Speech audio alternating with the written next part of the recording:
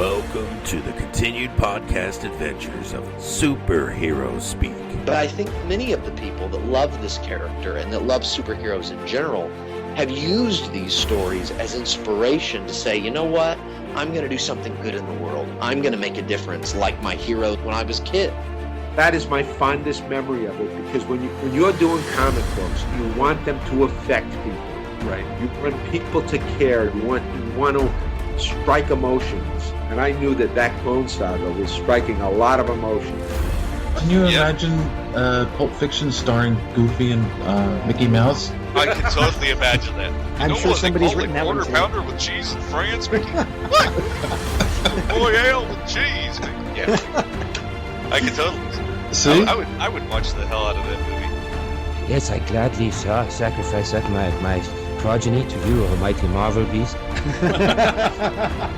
But Neil Adams is somewhere going, it's my time. How do you measure success?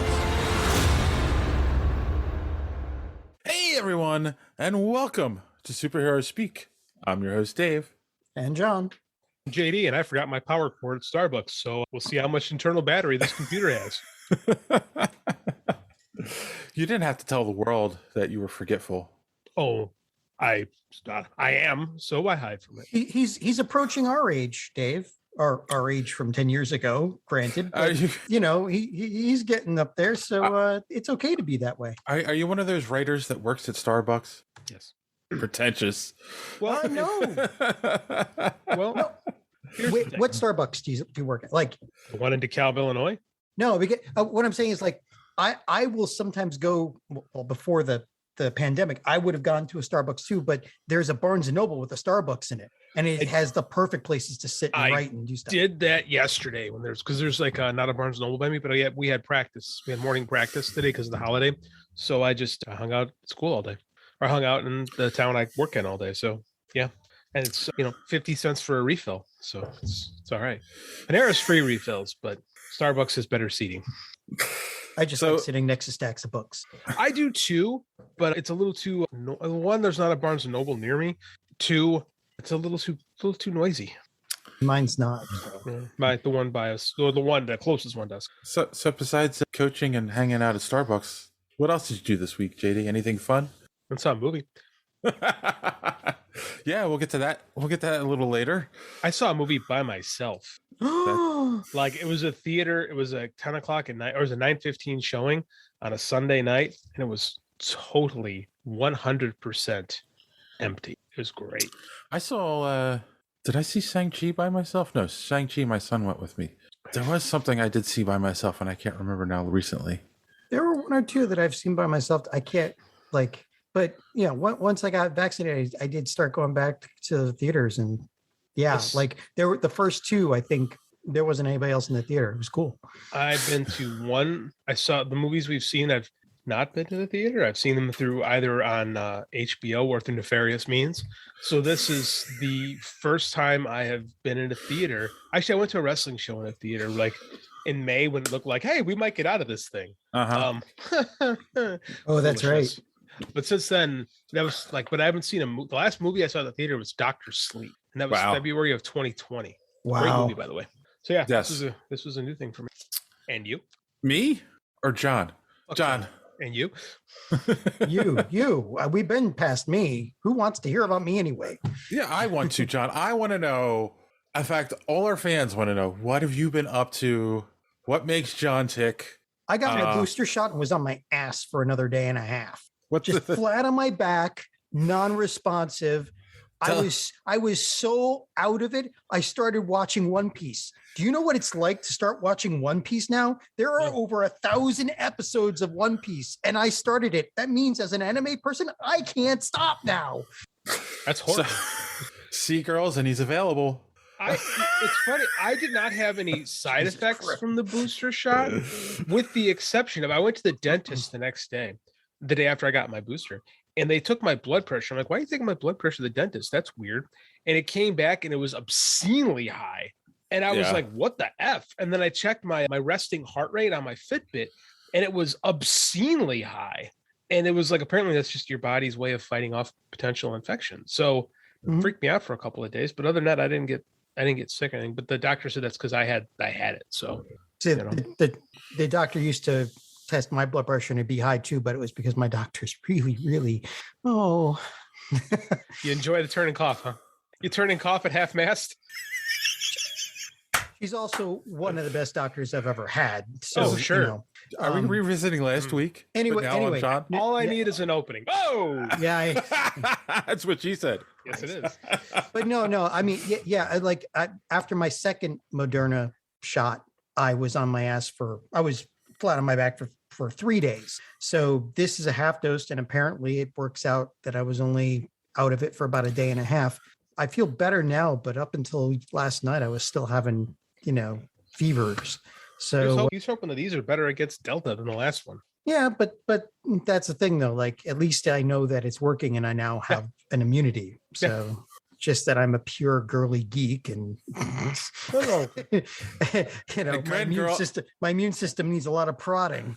Again, girls, he's available for parties and bar mitzvahs. Hey, it's good in bar mitzvahs. I used to make a lot of money shooting bar mitzvahs. I did. Because there's kids are fast and they're hard to get. No, the parents just pay obscenely well. That's why. Shooting bar mitzvahs, that's not a funny joke to joke about killing children, despite how many times I debated it. Working See? There's humor there somewhere. 13-year-olds are the worst people in the world. They are. They're Oh awful. God, they are. They are. They're little sociopaths. They are. They're right in between being able to do bad things and not understanding what the word bad means. Yeah. Not really understanding what the word bad, Yeah. 13 middle school kids suck. Mm. Yep. How about you, Dave? Just shoot any kids or get any shots? No, I didn't. I've got a couple months before I need to get a booster, and because I didn't get it till right before New York. So, and let's see, I didn't shoot any kids. No, I haven't done much other than work and go out with my girlfriend and go see a movie. So, yes, I have. I don't have much of a social life. You have a girlfriend. That is your social life. I know. That's why I rely. I'm a parent. I don't have a social. Well, that's true. So am I. Wait a minute. I'm a parent of a child. You have like a teenager. They're fine. I have 2 cats. I don't have a social life. You don't even have to feed a cat. You just put the food out and open the toilet, and they're fine. If that were the case, I wouldn't have to hire a cat sitter while I'm gone to my sister's for Thanksgiving. You got soft ass cats, man. Open the toilet. Yeah, you open the toilet. It takes care of both. It drinks and it pisses. It's fine. I have not tried to train the cats to do that. Oh, you're a damn fool. Why wouldn't you? Training the kids. The biggest problem is not news. The cats don't flush. So what? They don't have to. You ever clean a litter box? They're disgusting. Yeah, I have a cat. It is disgusting. Horrible. Why wouldn't you train the Only cats if you wait too long. How long do you wait before you clean? I don't have a cat. My sister had a cat. If you clean it out once a week, you're fine. Yeah, You're comfortable with just random feces hanging out in your house? I used to muck stalls for like a. But did you live in the stall? What? Did you live in the stall? You live in your house. I live in the litter box. And the thing is, no, but the litter box is in your house. Do you sleep next to your toilet bowl? Well, maybe sometimes. Have you seen? But you don't sleep next to the litter box either. Have you seen litter boxes in your house? Litter boxes have roofs. You've got mats where the cats walk away and all this. The litter box, they have ones that auto scoop now. Quite a bit since you last. You are comfortable with feces just floating in the air. Like the cat poops and it hangs out in a box. I don't care how much dust is on top of it; it's still poop. Would you use a litter box, John? If you had to, he would. No, I mean that's a serious question. Would you use a litter box? Very clean litter box. Thank you very much. Well, would you use a litter box? Is my question. Well, no, but I'm not a cat. That's my point. That's my point. Why do we accept that cats will just poop and pee? I'm trying to clean it up. And we just let them do it. I'll clean it once a week. Would you flush the toilet once a week? Again, I used to muck stalls for like 15 horses. But you didn't live in the stall. I lived next to the stalls. That's different. You weren't in there breathing it and imbibing it and letting it join the air. Have you ever had to clean horses? You're in. All right. You wind up in. All right. You wind up in the barn 24/7. My kid does. All right. Kid cleans horses. Let's get out of the crap box. But I want to say, if you have an issue, if you have a concern about feces in the air, you should watch the MythBusters episode about toothbrushes. All right. I do have an air filter right there too. I mean, I'm not a fool. It's just poop with HEPA filters. There's feces in the air everywhere. There's fishies in the air everywhere? Yes, there are. You see them swimming by? Dude, when you flush the toilet, you get even more than what you get out of a cat box. But it's my feces. It's not another creature's feces. What about your son's? That's bad enough. All right. So on the social media madness, because I'm done with took a turn, man. I'm done with the crap talk. Yeah, this is a crappy subject. We've gone right into the shitter. You guys are taking my job and just making all the bad puns. Why don't we stop swimming through the effluvium and total shit.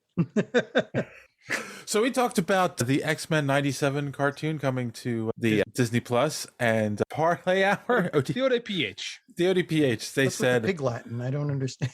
They said hell yeah. Oh shoot! I forgot to include the other tweet about this, which got me. I wanted to find it real quick. Somebody had basically said, "Oh, it's already on there," and I was like, "Well, yeah, but this is a reboot, a new cartoon." They're like, "Oh my god, best news I heard all day," and I can't find the. I'm just kind of curious. Like, it's gonna be interesting, but I don't know. I'm excited. I'm looking forward to it. I saw a bunch of there's a bunch of people pissed off about it online. Pissed off about it? Oh yeah. There's going to be woke. They're afraid that an X-Men show is going to be woke. Those people aren't worth listening to. No, they aren't, but they entertain me. Well, it's good. The X-Men and complain about wokeness. Yeah, they obviously right, because they obviously don't understand the whole point of Marvel. Because if there was one guy who was subtle with his messaging, it was Chris Claremont. Let's not even talk about Chris Claremont. The X-Men were created as an allegory to the civil rights movement. Yes, and Chris Claremont laid it on real thick when he was writing for 2 decades. Well, listen, I mean, look at any quote by Stan Lee, for crying out loud, or any most of that group. The X-Men are the wokest comics creations ever. Like it's hilarious to me. Yeah, I mean, before people knew what woke meant. Well, not woke me. No, that's like a buzz term now for anything you. Yeah, it is like. right. It's woke. But progressive. It was progressive, and it was super. I don't know. Inclusive. Anyway, very inclusive. And that's the whole thing too. And it's just like, don't judge things before you even see what it is. Like this assumption that it's going to be heavy-handed. How's that? Before it's even out, it's like you don't know. Just go watch it. I would argue the X-Men's have constantly been heavy-handed. Yeah, let's worry more about the storylines and the animation. Yeah, that's a question. I still wonder what they do with the animation. Like, do they just go all out? Like, do they just mimic the style, or they try to? Is Disney capable of doing bad work? That's what I wonder. Oh, 4 frames a minute. I mean, by the way, save a lot of money. Real quick, that's wild, and it's at John Lennon 4. He said it's always been on Disney, and I said, yeah, but we're talking about the announcement of them making new episodes, and they went, for real? Best news all day. So. That's funny because we don't break news, especially on Twitter. No, we haven't in a long time. Like it's been pounded out long before we get a chance to tweet about it. Because we're terrible. But yeah, no, like for an example, same thing with Masters of the Universe. People were talking about that before they watched it, about it being heavy-handed, woke, whatever, and. It's like, no, it was terrible for other reasons. They killed off the main character in the first episode. Dude, it's really hard to argue that one. Like, I still haven't seen the show, but a 5-year-old told me he didn't want to watch it for that reason. And that told me everything I need to know about it. Yeah.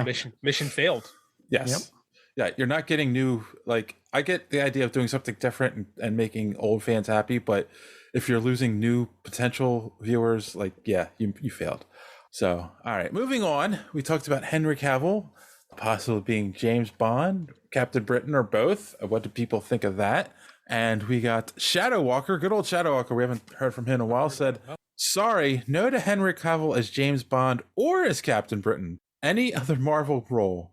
He was terrible as Superman and should be blackballed from any acting. Okay. We've talked about this before. It wasn't his fault. Dave, right.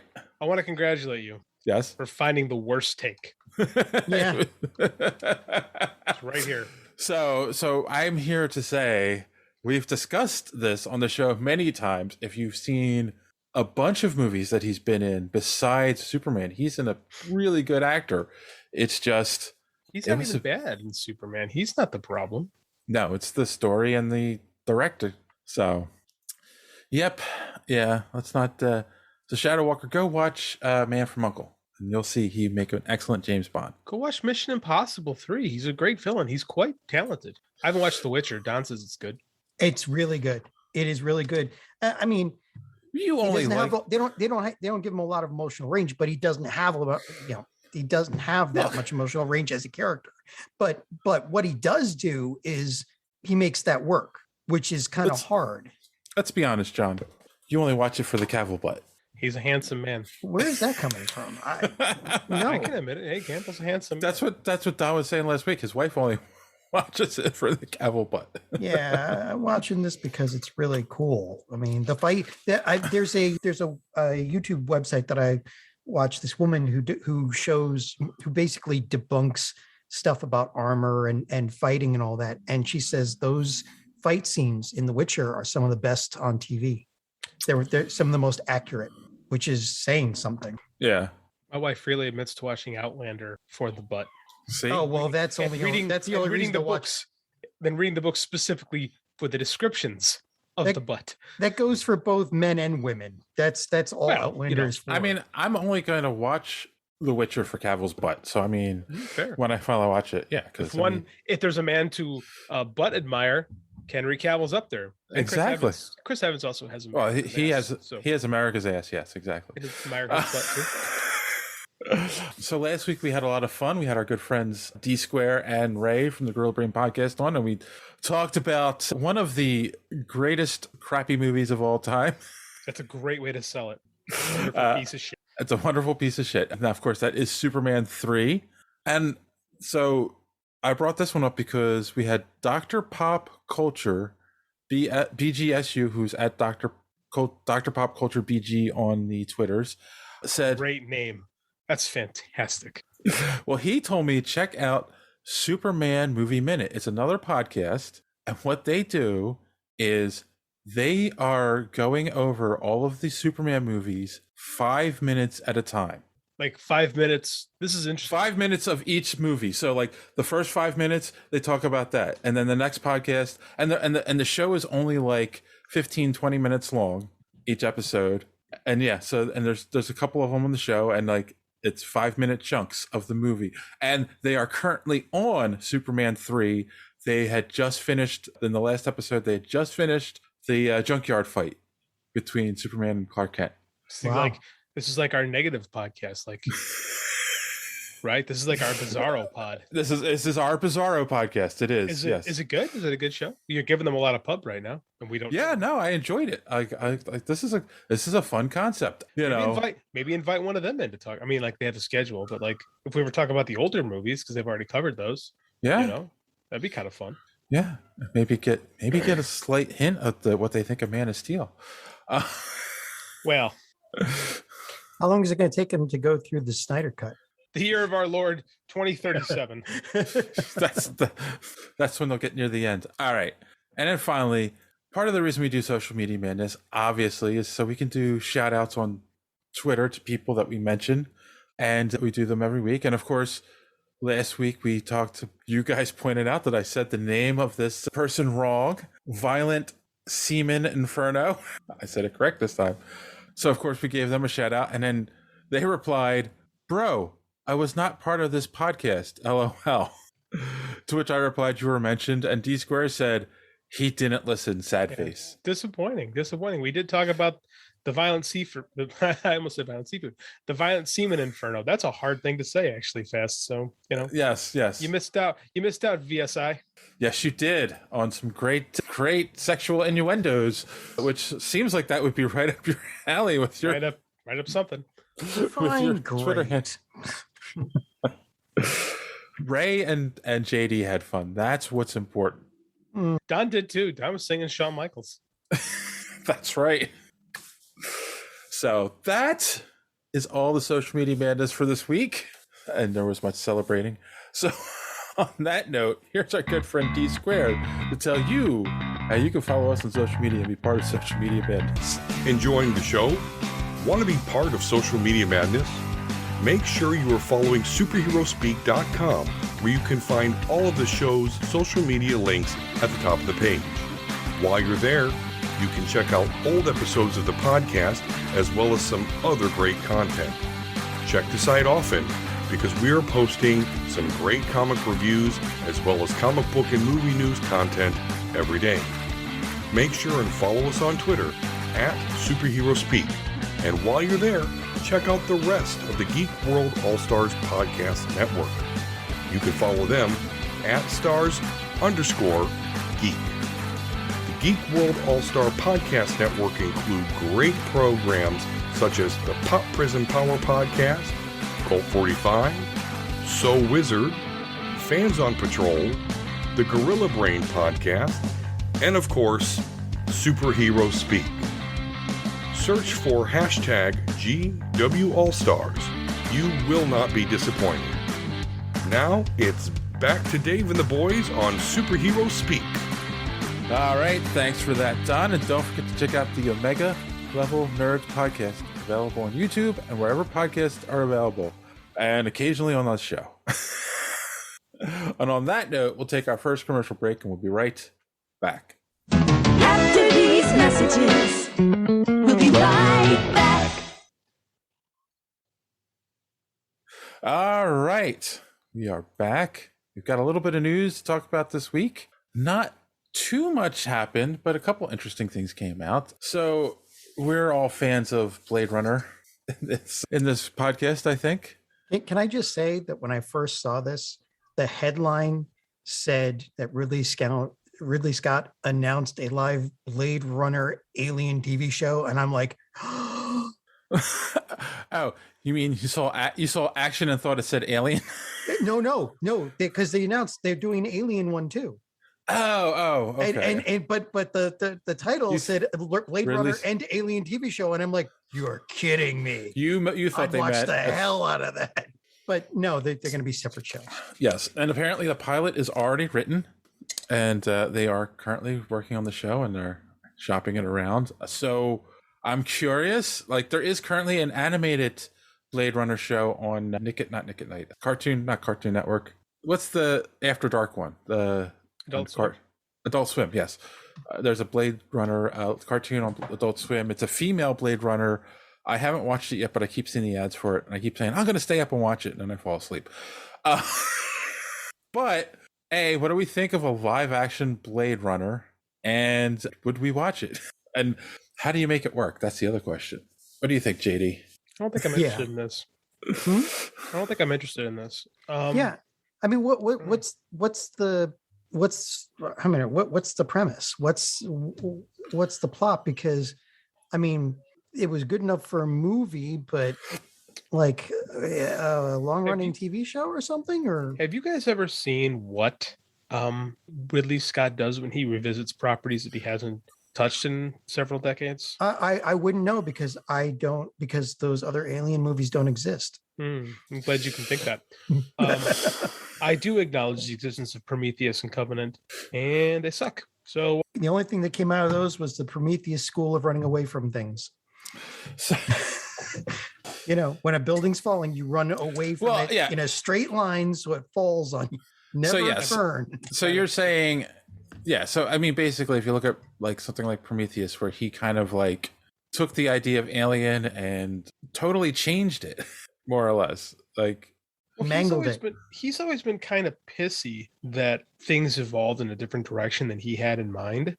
Mm-hmm. Which he was the one who wasn't interested in making Alien sequels to begin with.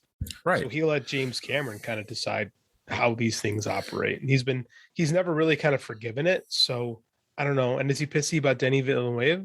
I can never say his name, doing Blade Runner, the sequel? I mean, like, I don't know, man. I'm kind of over Ridley Scott at the moment. Like, he's in his 80s and he's really freaking surly complaining about superhero movies while he's out here trying to make his own franchises. And look at the Alien movies. He doesn't even know what direction he wanted to go in. No, he really doesn't. Covenant Covenant starts off with such potential, and then by the end of it, you're like, this is shit. Yeah, none of them make any sense. There's no plot. It's just weirdness. That's all it is. Yeah, I'm kind of done with it. I also brought it up too because I was kind of wondering, like, Blade Runner is one of those movies you look back on with fondness, and it's a cult classic, but like, is it really a good movie? Here's the problem with Blade Runner. Which version did you see? Oh, well, I mean, I know I've seen the original, and I think I've seen the director's cut. Yeah. You saw the original and maybe the director's cut, he says. That's the thing is there's like 3 or 4 different cuts. There's I can't remember which. Is Deckard a replicant? Is he not a replicant? Yes, that's part of the problem.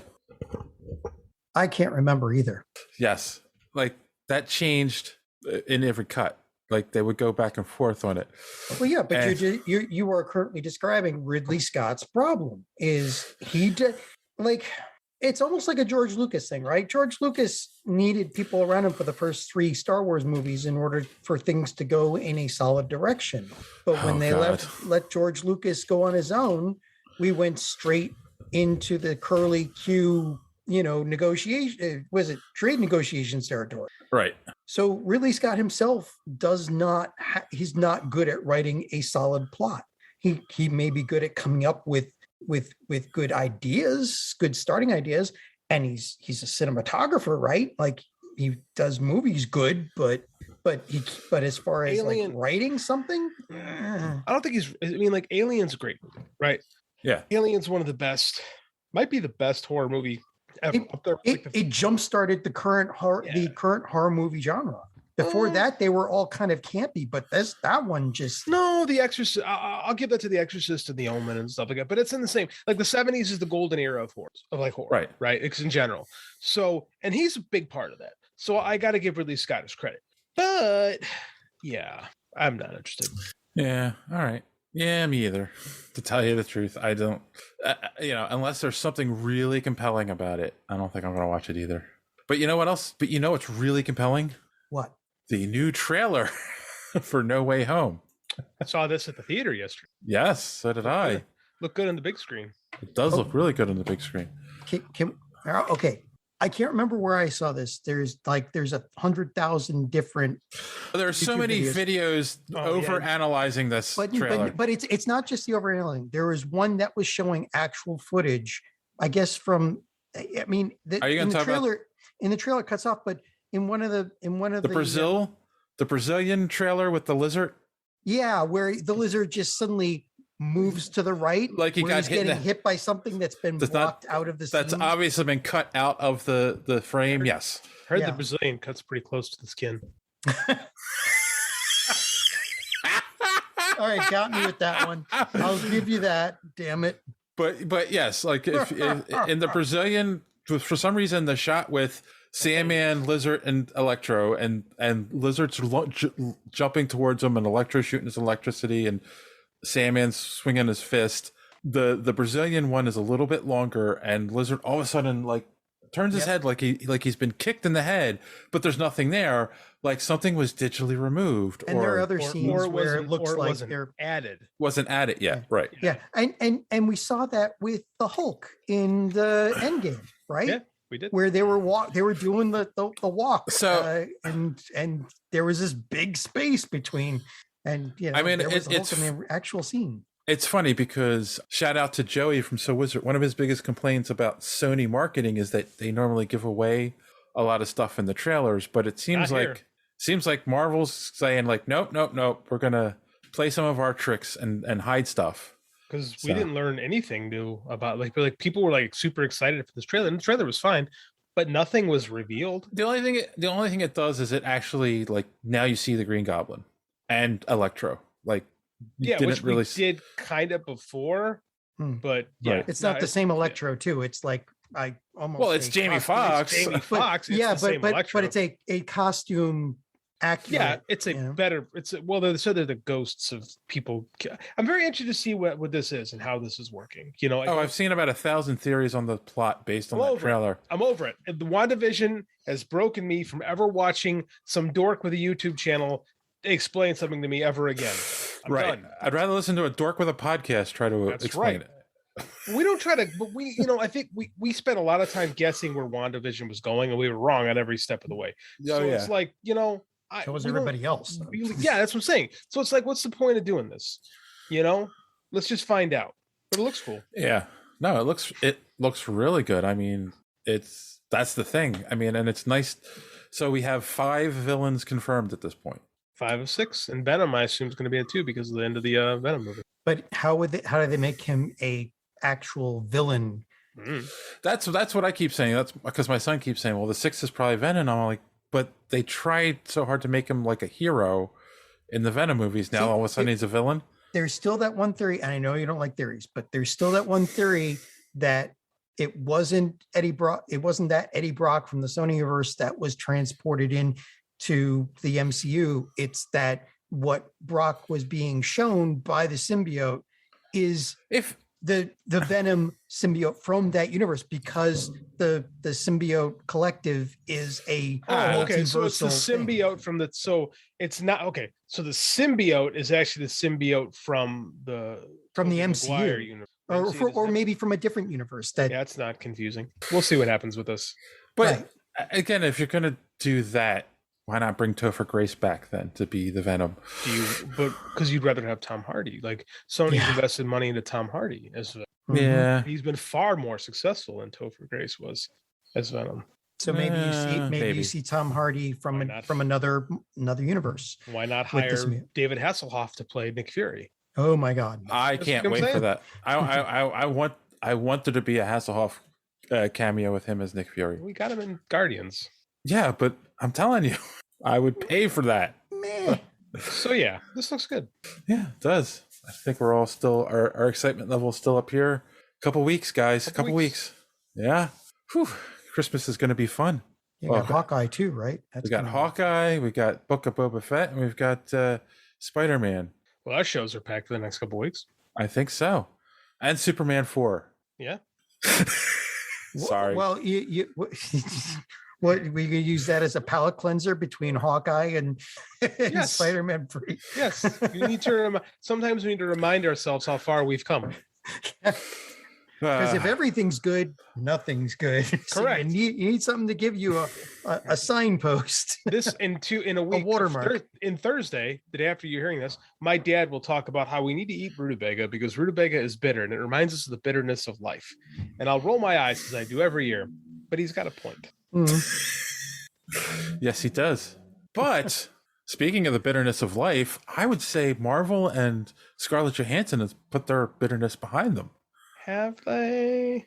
Well, according to Kevin Feige, Mr. Marvel, Scarlett Johansson is working on a secret Marvel project unrelated to Black Widow, but like, she's finally going to play Groot. She's going to be that tree. Now stop.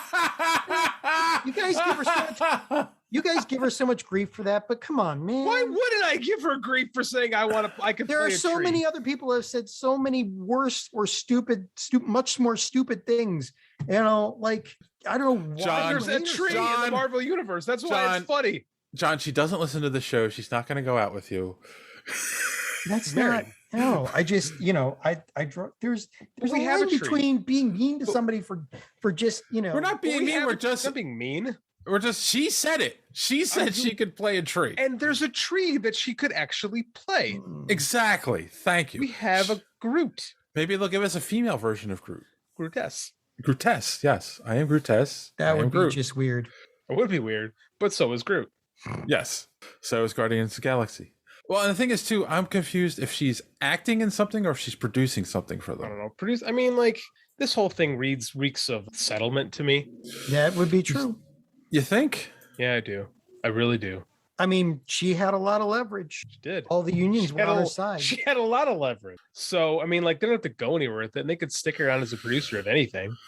Being that's the thing about producer. Producer is such a general term. It could literally mean the person making all the calls and doing the groundwork, getting it done. Or it could just be someone whose name is attached for X number of reasons, Well, they've given out producer credits just to make somebody happy. Like, they had nothing actual to do with the movie. The word producer is so ubiquitous in film. So, I mean, like, sure, she's a producer. Great. it doesn't really mean anything, and it does. It reads like it reads like settlement to me, unless she comes out and it's like, "This is my baby. I'm doing this, this, and this." I'm very skeptical. I'm just, you know, Hollywood jades me. Jades. Yeah. I've been jaded by years of Hollywood. Yes, You've been jaded. Yes. I don't know. I don't know. Jaded. We'll see. But then also, it's a top secret project, so that could mean a million different things as well. That's why the whole thing reeks of bullshit. It really does. You know, they got a bazillion things in development at Marvel. You know, let's just. And the thing is, like, people see our secret Marvel project, and they also meant, wait a minute. It's Kevin Feige. He likes to say things that are in code. Secret Invasion. Oh, come on. Could she be involved with Secret Invasion somehow? You know, that actually, honestly, Dave, that would make the most sense, because honestly, it does, because Black Widow's dead. We've thought about that. Like, we don't have our Spider-Woman type, Mockingbird type character in this universe she could absolutely play the Queen Vernacchi, I believe is the name of the character. Mm-hmm. If we go with the straight adaptation, yeah, shit, fuck, okay, do it. Well, don't forget What If too. Like there's another. Oh, I don't know. Yeah, okay, I banned What If, so I don't know what you're talking about. Well, I mean, yeah, they set up that there are multiple versions of all the characters, Black Widow being including. Yeah, and they moved Black Widow from one universe that was dead to the one that was completely destroyed by Vision to not Vision, Ultron to universe. Ultravision. Yeah. Oh no, it was Ultravision. Love it. Right, because it was Ultron in Vision's body, Ultravision. That's what they called him. Yeah, that's cool. I like it. So they it could be a million things. If I'm her, if I'm them, I really hope it's Secret Invasion, because I think that'd be cool. Yeah, she could play a Skrull. She should play a Skrull. She should play the Queen Skrull. Yeah, they should lift the storyline right from the Bendis book, and instead of Spider-Woman, because we don't have a Spider-Woman, do it Black Widow. Even have the spider thing going. You know. Yeah, that could be cool. It would be cool. Could work. Yeah, I'm okay with that. Oh, see? Haha, Feige, I know your code. I figured you out. But speaking of things that seem odd, possible bullshit, but this isn't bullshit. It's I'm just sitting confusing. right here. Oh. I was just confused by this. Okay. And that's why I brought it up. And if you own Marvel, I'd love to. And you owned Lucasfilm, you own Star Wars, wouldn't you say, okay, forever, Marvel, you will publish Star Wars comics? Marvel doesn't, but here's the thing: is Marvel doesn't have an all ages department. Not anymore.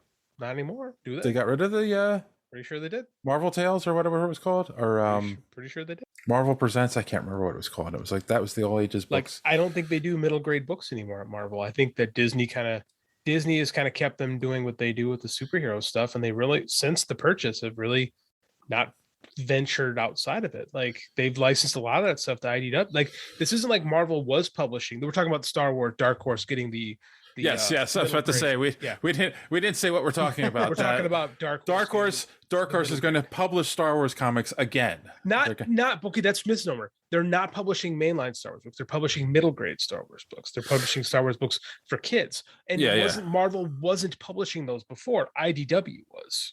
So the license is just going from IDW to Dark Horse. It's not. That's because Marvel doesn't do that. It's not Marvel.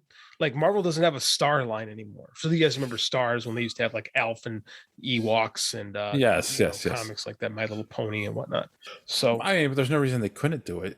There is none, but Disney just doesn't. Disney's like when Disney buys you, you're like this is what you do. Stick to what you do, and we'll just let these people do this. So they've been letting a lot of those properties that Disney was like. I don't think Marvel publishes Disney comic books.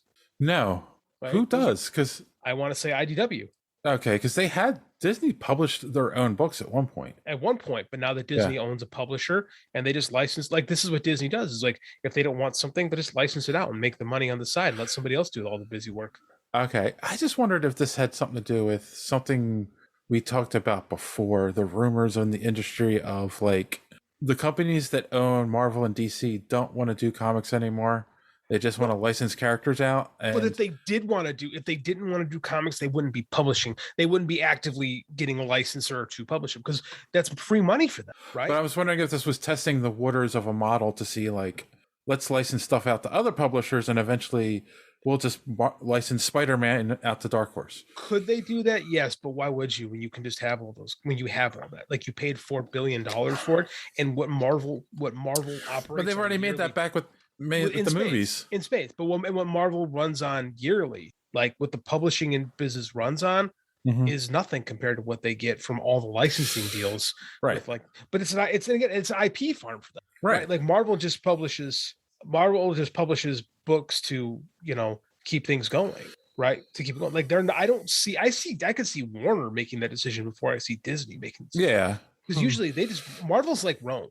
I'm sorry, Disney's like Rome. Rome would conquer things and they would let people just kind of live their lives. Like they didn't make you worship their gods. They just said, you just pay us the tax and do whatever. That's how they lasted so long. That is how they lasted so long. They never tried to change the culture like a lot of empires. Because as soon as you start to micromanage things, you're DC. Exactly.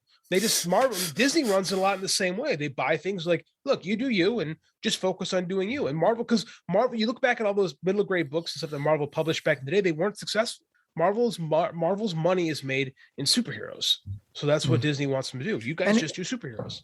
And it's kind of brilliant because why'd you buy them? You bought them because they were doing well. Why would you change that dynamic when you bought them? You want them to continue to do well and you get the profit now. But so I can see your argument there. I mean, I'm sure it'll be fine. Middle grade. So this is what's interesting is that comics are in this weird place where, like, if you go to Barnes and Noble and you look at I was listening to Brian Bendis talk about this, the graphic novel department, it's really ruled by like the Dav Pilkingtons and stuff like that. Like the comics that are making all the money right now are the middle books. Right. That's what's ruling. And it is an industry that 10 years ago wasn't nearly as dominant in the market as far as market share. Like now you've got like this, he was talking about, it's really divided up into thirds. You've got the superhero chunk, which is dominated by Marvel DC. Now you've got the creator owned chunk, and now you've got this middle grade chunk. So you're really doing a great, and that's not even including manga. Like, so they're doing a better job of servicing all readers. Right. And Marvel sucks at getting kids. Like we've been talking about this for years, how Marvel is bad at getting kids to read comics. Dav Pilkington isn't. Right. There's all these middle grade writers that are getting kids to read. It's not like floppy comics, but it's these graphic novels, and kids are loving them. And they're getting to love the medium. And at some point, maybe they fall into liking superheroes, maybe not. But I mean, like, it's not what Marvel's good at anymore. So they're letting other people take care of it. And then the discoverability goes up when you get older, because those books aren't aimed at kids. They haven't been aimed at kids for a long time. No, they haven't. Probably not in our lifetimes, to be honest with you. Maybe. All right. I mean, Shooter would talk about how, we got to get the kids reading these books. And then they're doing like the death of, Gene DeWolf and stuff like that. Like no 7-year-old's going to go, oh, awesome, I have to get. You know what's doing really good right now? What's that? Is manga and light novels. Yeah, 100%. Manga's been doing well for quite some time. Like Attack on Titan, that's huge. Yeah, but like inroads into the American market, and that eats away at Marvel and DC. It's it does and it doesn't, because a lot of the people that read those manga are not your typical superhero. Like, and that's what people have to understand about the publishing market is like there's different readers and there isn't necessarily a lot of cross-pollination. Just because a guy buys a book, an Attack on Titan book, doesn't necessarily mean that person would have bought Batman. True, right. but there is a Venn diagram overlap of those two. Yeah. But like any Venn diagram overlap, it's a small overlap. I think it's a lot bigger than you'd think. I don't know. I know because you're talking about geeks that are open to animation and to comics. But I know people that'll like go read Saga, but won't touch Batman or Spider-Man or Superman. They're different. Oh yeah, I'm not saying it's complete, but there is a lot of overlap. But you're getting something. But it's not necessarily exclusive either. There are people that will read both. But it's like, what are you getting out of Batman? And what do you get out of Attack on Titan? True. They're a completely different reading experience, and you read them for completely different reasons. And like I know that these executives try to boil things down where if you like this, then you'll like this. And it's like it services people differently. And and this is why, Barnes and Noble, for as dying as that industry is, like it has been the lifeblood of trade comics for quite some time now. Yeah. Yeah.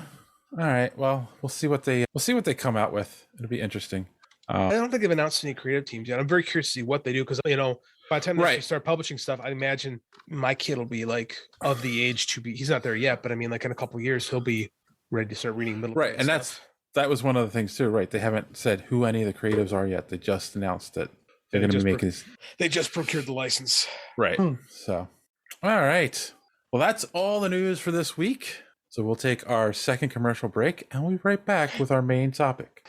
After these messages, we'll be right back. You should put the do do do do do do do do when you come out of break. All right, boys and girls, we are back, and we all had the chance to see a little movie that came out this weekend. That was Ghostbusters Afterlife. Someone's a little excited. Ghostbusters. I'm kind of excited. I excited too. All right. So before we get into it, a little bit of some quick hit facts about the movie. We got box office. It made 44 million domestically, 16 million internationally, so 60 million worldwide. I don't believe it's opened in China yet. Rotten Tomatoes, you can always tell it's a good movie when you get this. The critics score is 62%, but the audience score is 96%. Now, can I make a comparison here?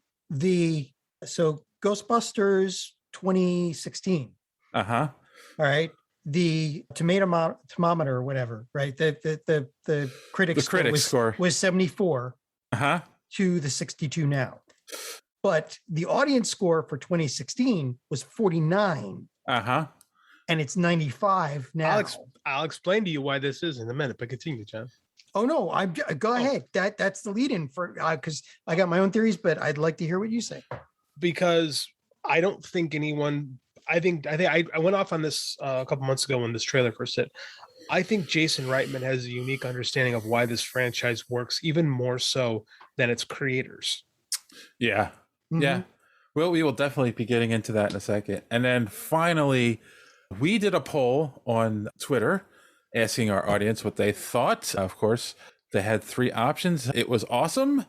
It was just okay. It was terrible. It was awesome. Got 50 is the winner at 57%. It was just okay at 33.3%. I always love numbers like that. And then it was terrible. Actually got a couple votes at 9.5%. No joy in their lives. No, they don't. Their childhood is they have no inner child. Amazonian said, my problem, and we're going to get into this too. We're definitely going to get into this comment. My problem is the lack of creative and different ghosts. Too similar to the original in many ways. Okay. I have thoughts on that too. Way. Almost like they did that on purpose. Can I talk about that though? Well, let's just get 2 more tweets here. Okay. The ODPH podcast said they loved it, and the Man Cave Chronicles podcast with Elias said they loved it as well. So, okay. So there was a lot of criticism about that thing where it's like, they did the same story over again, whatever.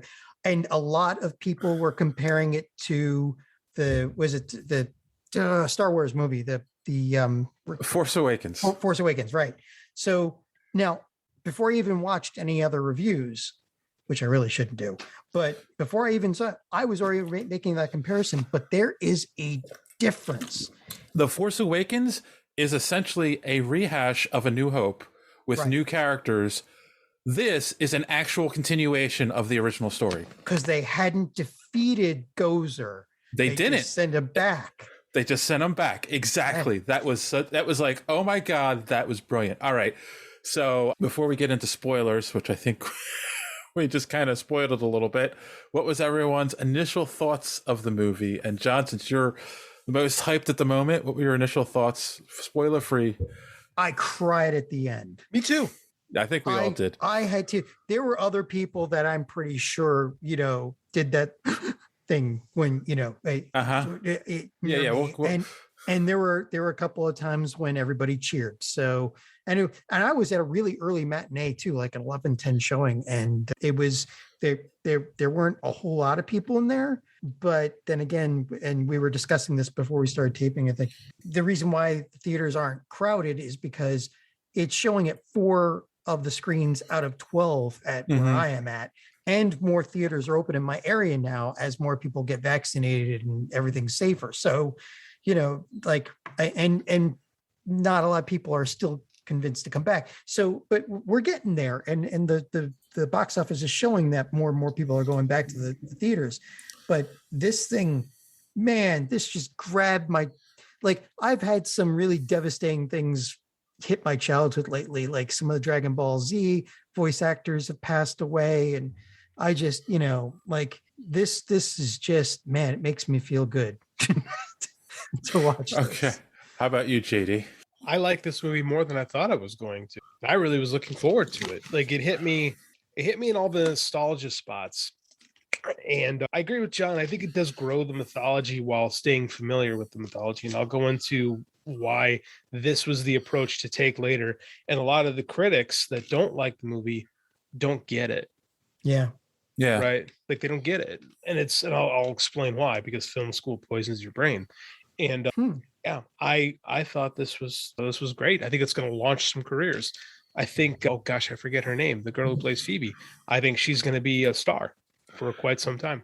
Oh, you're talking McKenna Grace. Yes, McKenna Grace. Holy crap. Talented.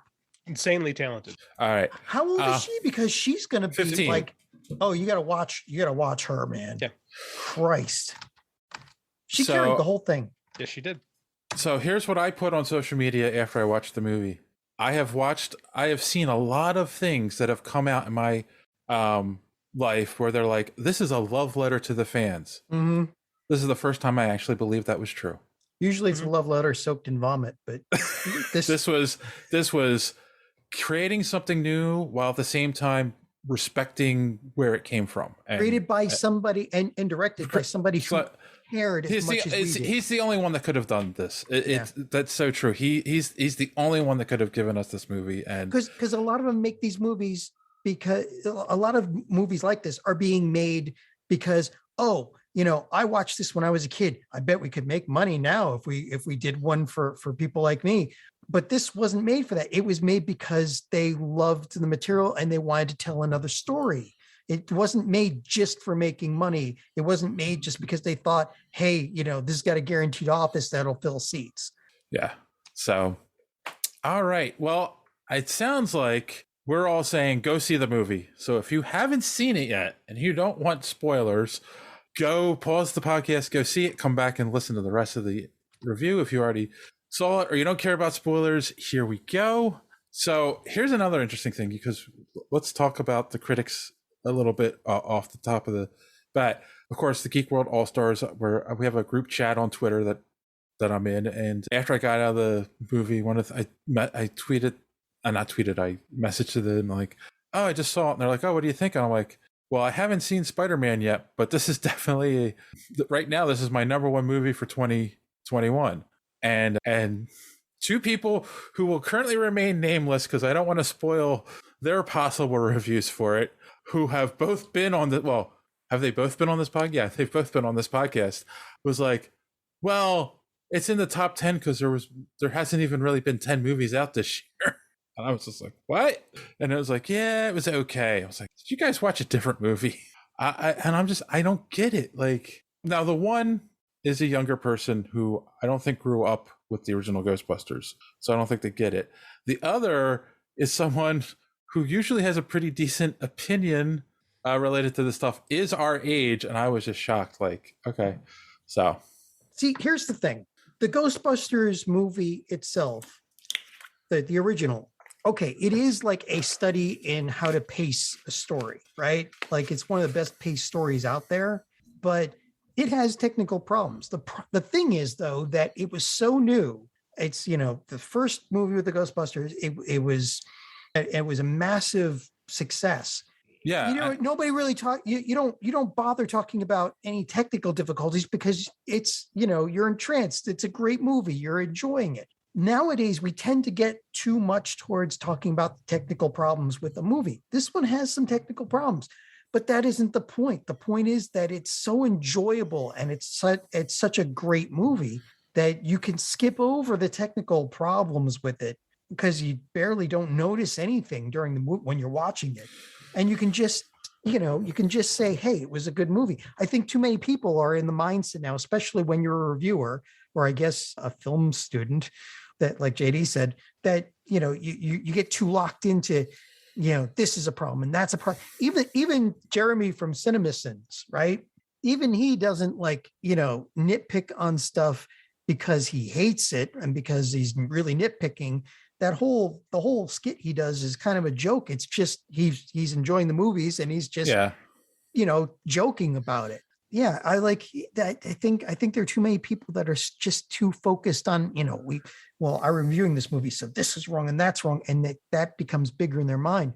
But if you weren't a reviewer and you're just sitting down in the seat and watching it, I don't think you'd have much bad to say about it. Yeah, I mean, one of the things I saw repeated in reviews is it's relying too much on nostalgia, and I don't know if I agree with that. The whole beginning of this movie should have been an extra half hour long, but the whole beginning of the movie is all new character. I was gonna say the original characters don't show up until the very end of the movie. It's not, other than one who was in it through the entire movie, which was brilliant. Oh, well, we're in spoilers. Having Egon as a ghost, as one of the main characters of this movie, was just that was such a brilliant idea. And Annie Potts was in it earlier too, but yeah. I mean, see, that's the problem. I think too many people are caught up with little technical details about this thing, or they're just comparing it too much to The Force Awakens, or because too many studios are doing that sort of thing where they're remaking the same movie, or they're relying too much. There was nostalgia in here, but it was made to augment a new story, not the other way around. It doesn't. Go for it, JD. I see it. Go ahead. I see it on your face. Nobody knows what the fuck they're talking about. Yeah. No, I mean, this is true. And it's because of sites that call themselves things like CinemaSins. Well, like I said, no, stop. That's my the joke. I listen. My turn. Okay. My turn. Okay. Yeah, go ahead. Yeah. Go ahead. Pieces of shit like that have ruined filmmaking for a generation of people, because all they do is they nitpick or how it should have ended. Fuck you, dude. This is how it should have ended. This is the fucking movie, you motherfucking piece of shit. And I hate these things because people don't create, right? No, it's easy. Creating is work. And every movie, every story is flawed, right? There is no perfect story. It's no such thing. It's artistic interpretation. It's creativity. There is no such thing as a perfect story. Every movie has a flaw, right? Mm-hmm. But because we embrace the algorithms and the metrics, everything has to be quantified, right? So you have a generation of wannabe critics who've never done anything, who've never taken the chance to fail on their own. Everything's got to be three. Everything's got to the three whatever, the 3-act structure, and you have to fit the 4 quadrants. You have to hit it. You have to hit it perfectly, or it doesn't work. And they're wrong. They've lost the plot. What matters is character. What matters is connection.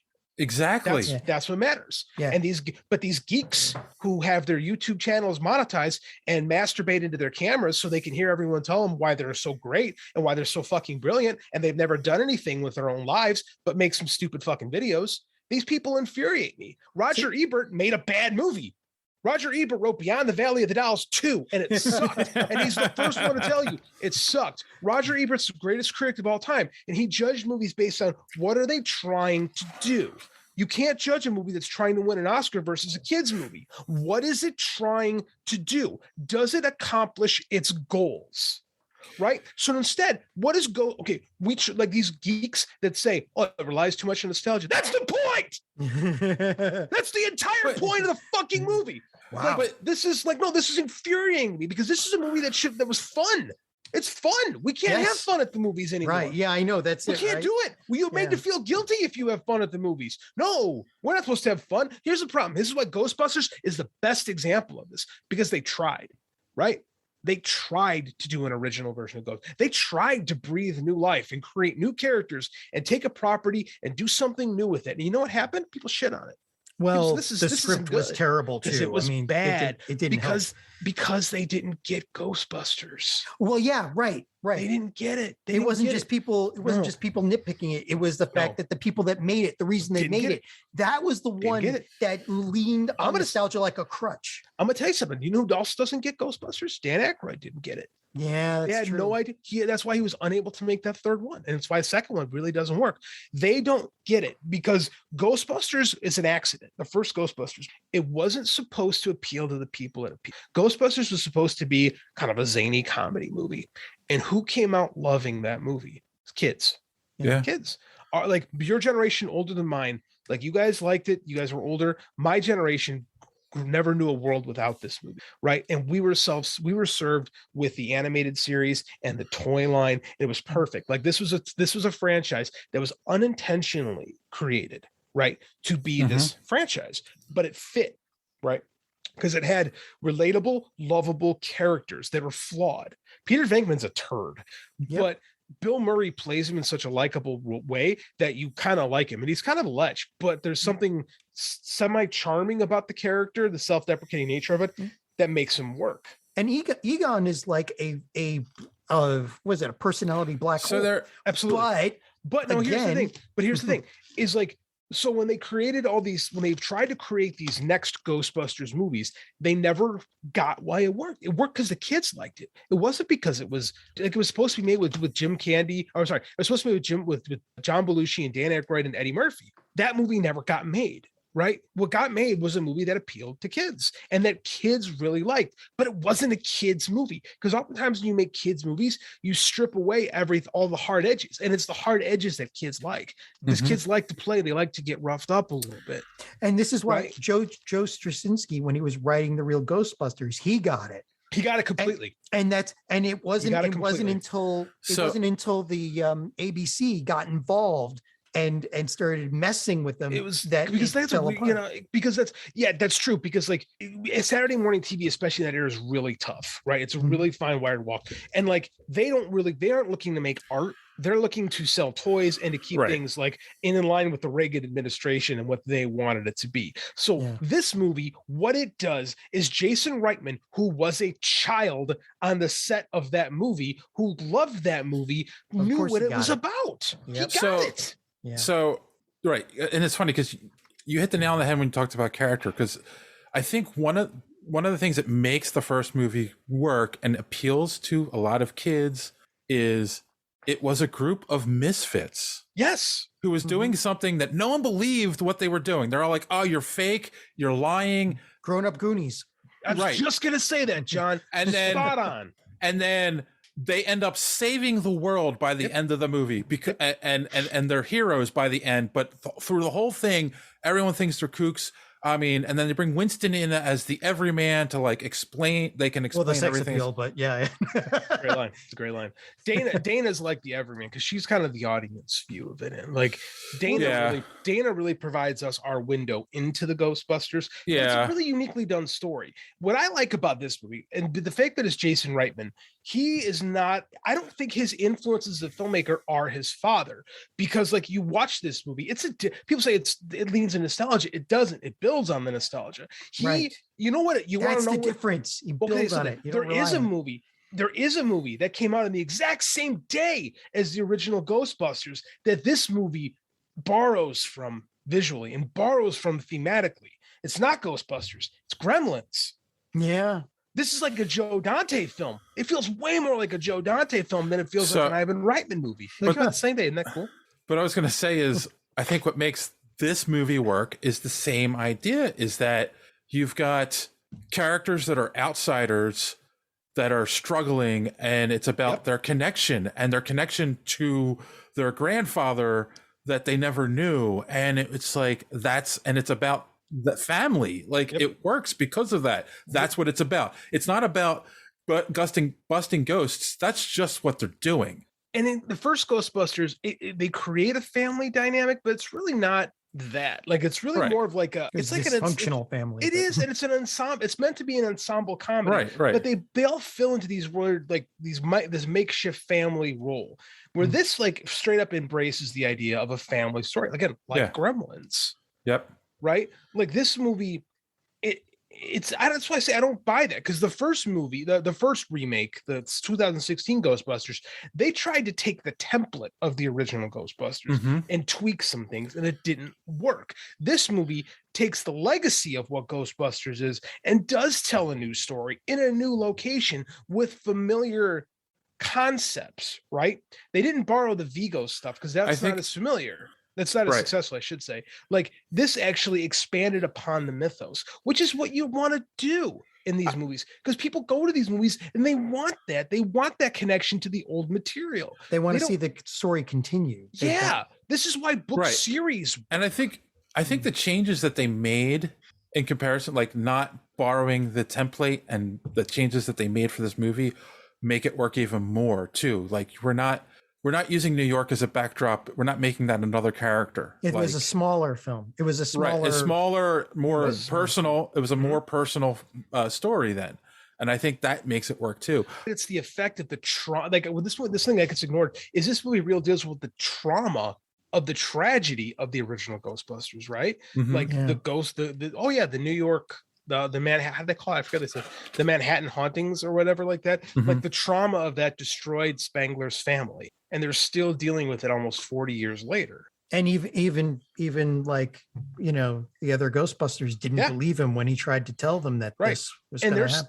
And they're still like they got to kind of tap on the stuff that they were flirting with in the second Ghostbusters, Ray's occult books, and Peter going off and kind of doing his own thing. Excuse me, and like, they have time to really lean into that, and which I really appreciated. And like, I think you get to tell a more worn-in story, like a more like a story that's more established, and you don't get that in unless you embrace the material. Like, people were looking for, and this is why the critic score for the movie that nobody liked was higher, because they tried to do a spin on the old material, and it doesn't work because character is more important than checking boxes. There's a lot. Like, I'm going to give you a movie. Indiana Jones bucks all of the beats of how a hero should act in his story. Indiana Jones is a passenger on a train. The movie happens whether he wants to or not, but we're drawn to the character. We're drawn to the film because we love the character of Indiana Jones. And that's the same thing with this movie. Paul Rudd is the perfect everyman. Oh, Christ.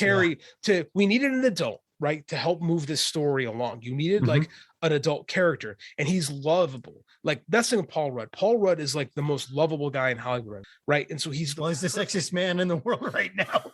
Like a man. But he's the perfect guy for that, right? He's the perfect guy to be dad, but not really dad. Right? They needed that type of a character.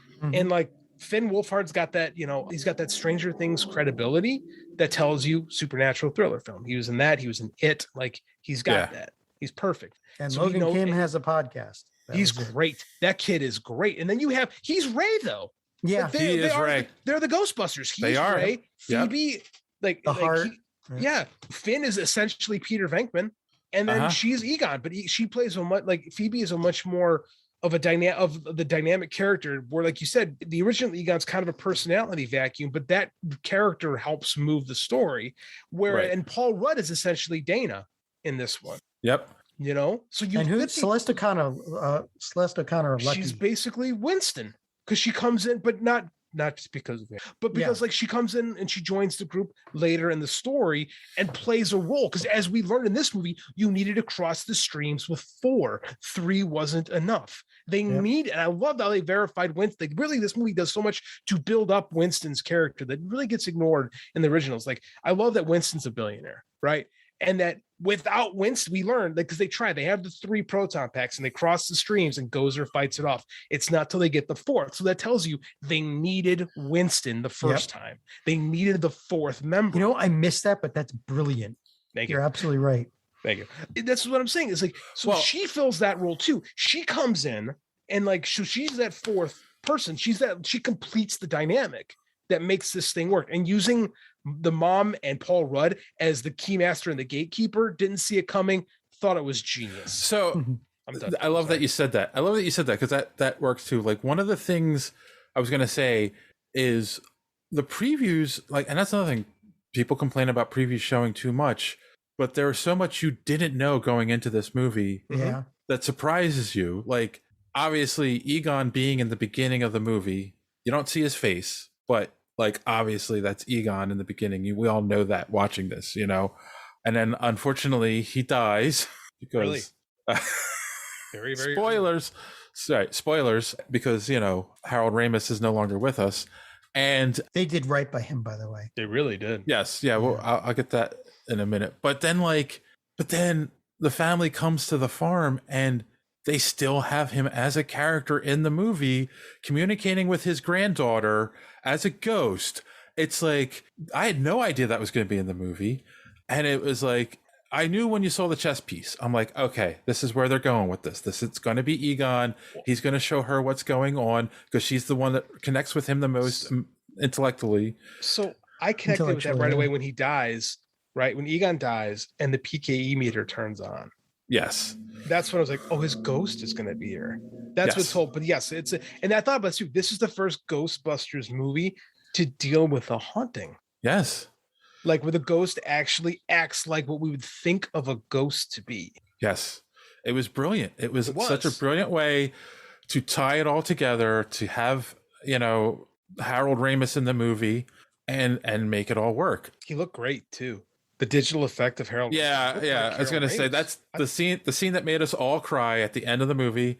As you said, that took the fourth stream is him. He shows up. His ghost is helping Phoebe hold the proton pack, and it was the most realistic digital image I've ever seen. And the thing is, you kind of, it's almost a cheat because he looks like a ghost. You can avoid the uncanny valley thing. Well, also the fact that and it would have been they didn't get an imitator to do his voice either. No, he doesn't talk, which is a great choice. Talk, and is a great choice. By him doing that, but he looked right too. It looked so much better than even Mark Hamill in Mandalorian did last year, right? Yes, it didn't. Strange enough to say this, he didn't look dead in the eyes. Yeah, no, he didn't. Right, weird to say that for a ghost effect, but there was there was emotion there. Yeah, it was really, really well done. And for the first time ever, the first time Slimer, I guess, did, but the ghost is actually helping them bust. And that's why I don't think you could do that story. This particular story, it's like a Sins of the Father story, really. It's the Sins of the Grandfather, really. You can't do that story without the baggage of Ghostbusters 1. No. Yeah. Right? You need that. It needed to be Gozer. It needed to be, it needed to hit those familiar beats, but it still put a new spin on them, right? We got a little bit more range from with the Keymaster and the Gatekeeper, right? We saw just a little bit more. It was interesting. Well, the group that was trying to help Gozer come in, they had talked about, that there was a background there that it's all set up. Yeah, it's all set up in the jail scene. Ironically enough, because it's a jail scene. This one too. It's all set up in a scene that you wouldn't do today. Right? The holding cell scene in the original Ghostbusters, where it's just them sitting around a desk talking. You would never, nobody would have the courage to do that scene today. And I think cinema is worse off because of it. Because sometimes people just got to talk. And sometimes that's what best acting and performing is when people are just reacting and feeling each other. I mean, it is just an exposition scene, but they were setting up. But that's the way you do mythology properly. With character and personality. Right. But then they set up this mythology that made sense and continued on. Because why would it have just ended right there? They didn't. All they did was send Gozer back. They didn't defeat Gozer. They probably still didn't really defeat Gozer. They're just, as we know, you're only trapped as long as you stay in the trap. Right. And the problem is now you have 15, a couple of hundred traps, each with a piece of Gozer in it. So. Okay, so you saw the two post-credit sequences, right? Yeah. Two? So, there's two. Yeah, there's is there one all the way there's a mid credits and an end credit. Oh. Okay, I'll spoil it for you. I'll do it. Okay, go for it. Janine and Winston are talking. You found Winston. They played, the first thing they did was they played an unseen scene from the original Ghostbusters, one that hadn't made it into the film. Where Janine gives Egon a token from the World's Fair that she kept as a good luck charm. It's very, I can see it. You're if you're as an editor, I can see, okay, this is unnecessary. You cut this. Okay. And they play that, and it's her. She has the token. She's talking to Winston. And you get Winston's vibe. You find out what Winston's been doing. Winston pays Ray's, he's like, Ray will turn a profit one day. and it does so much for the Winston character. And then Winston buys the firehouse back. And remember, he strokes the Ecto-1. He's like, I'm going to take you home. He did. He brings it home and it looks good. And you get the vibe that he's going to restart the Ghostbusters. He's got the Ecto-1 going back into the firehouse. And that's where the scene he talks about, it's great because he relates to Ghostbusters differently than ever before. He's like, I'm a business. He's like, I am a businessman today, but I'll always be a Ghostbuster. And he talks about how that was like what changed his life, was being the fourth wheel on this and how necessary he was. Like, Ernie Hudson is great in this bit part. And then at the very end, you see the containment unit. Yeah. And the red light is blinking. Flashing. So, and they cut. I was personally hoping for a Vigo thing, but I didn't get that. So that's fine. I'm the only guy who likes Vigo. But I mean, like, so you get the hint that they could, if this works, there's an opening to do more. Oh wow, I'm so sad I missed it. I have to see if I can watch it on YouTube. I Googled it in the theater to see if I had to stick around. I actually told people sitting next to me that got up to leave. It's like, no, there's more. And they're like, oh, and everybody sat back down. Everyone's been a lot of people got up, and my girlfriend had to go to the bathroom, so I got up too. I did too. I went and peed and I came back because I knew it was coming. Oh, okay. These credits take forever. Yeah. But the first credit sequence is great because you see that Dana and Peter were married. Are still together. Yeah. It's awesome. Which is nice. And actually brings up I'm sorry. Well, just one thing. Like, crap. Yeah, just one thing. Sigourney Weaver does not age at the same rate as the rest of them. No, she doesn't. She looks like 30 years younger than the rest of them do. So to be fair, Aykroyd and Hudson look a lot better than Bill Murray does. Yeah, Hudson looks better. I don't know about Aykroyd, but yeah. Better than Murray. Looks rough around the edges, my friend. He does. Lately he has been. All right, which does bring me up to one. I do have like a couple simple. I wouldn't even say they're major complaints, but just kind of like, I kind of wish they'd gone another way with this. The first one being, why did Janine and Egon not end up together? Why is she not the mother of one of the first quote unquote ships of like the geek culture? Okay, because Janine was with Lewis at the end of the second one. Oh, that's right. Yeah. Who was a shame we didn't get Rick Moranis back. So, but that's the thing. Like, they never say who Kelly's mother is in this movie, right? No, they don't. I was trying to do the math in my head, and like all I could come up with is that she was born before the relationship ended before Ghostbusters. Huh? And he never talked about it. It never came up. Interesting. Yeah, there's because 30 years between Ghostbusters and this, right? There's 30 because it's 84 to 2021, so it's 38 years. And the actor is 40. And Phoebe is playing a 12-year-old. So the math, it can work. Is it a retcon? Yeah, it's a huge retcon. And if that bothers people, I get it. I get it. But I mean, this all is like based on the fact that this movie doesn't play out this way if Harold Ramis doesn't die young. So yeah, it is what it is. But I can understand that because I was trying to do the math in my head too to make right. But and they never say who her mother is. Like, it's never brought up, and I kind of want to know that story because, like, even though they weren't together anymore, you would think she would have shown up after when the father of her children or her child passed away. I thought she might be gone too. To be honest with you, I can't verify that. Awesome. There's a part of me that would love to read the script. I bet there's something that didn't make the final cut. Yeah, I think you're probably right. Because the movie's pretty trim. The movie if they're leaving it open for more films, that's a plot point that could come back. Mm-hmm. Absolutely something they could do. Yeah. How awesome was like I said, I talked about this being a Joe Dante film. Oh, sorry, go ahead, Dave. I'm sorry. No, but but on the flip side, the fact that she wasn't emotionally attached to Egon, well, I mean, not in that way, made her scene a lot cleaner. Okay, I like this too because I think that's a nice play on Egon Spangler. Egon was very unemotional, right? And Phoebe's like that too. It's like they're very detached emotionally, and I think that Carrie Coon plays that role very much like that, where she's a little bit because she has her dad's biting sarcasm because Egon was pretty sarcastic, but she's just not as like intellectual as he is. Right. But she kind of deals with stuff the same way. It's just like, there's there's walls, which this whole movie's about the walls that families put up between them. It is. Go ahead. No, I wonder what the relationship is between Jason and Ivan Reitman. it was hard for me not to read into this in a lot of ways, but I'm very curious. Very curious.